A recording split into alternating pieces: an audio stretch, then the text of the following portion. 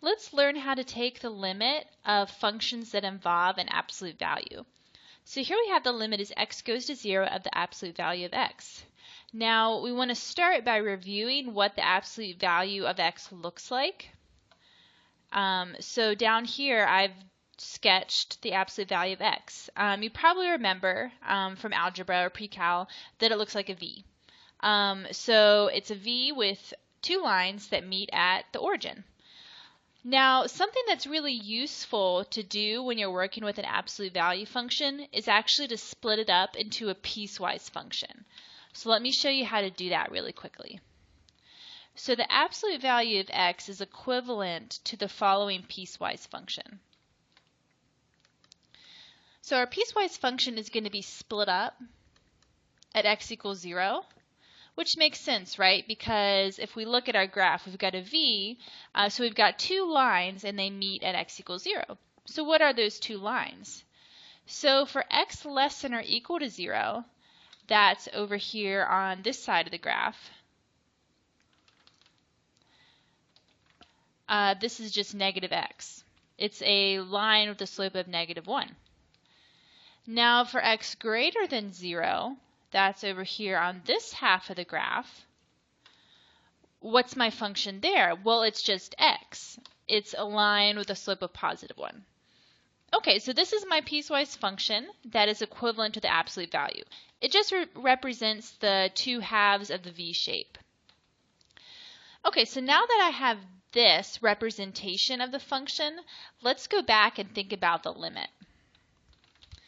Okay, so you learned in the previous video that Elizabeth did about taking the limit of piecewise functions and how it's important to look at the limit of both pieces to see if they match up or not. So here I'm looking at the limit as x goes to 0, so I need to check the left-hand limit and the right-hand limit of this piecewise function. So let's start with the limit as x goes to 0 from the left. Okay, now I need to remember to pick the appropriate piece from my piecewise function.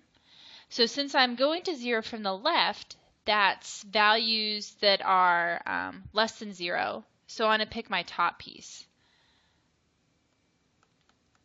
So the limit as x goes to 0 from the left would be of -x. Now, according to my limit laws, I can pull constants out front. So I'm going to pull out a factor of -1. So it's going to be -1 times the limit as x goes to 0 from the left of x. Okay, so now I've just got the limit as x goes to 0 from the left of x.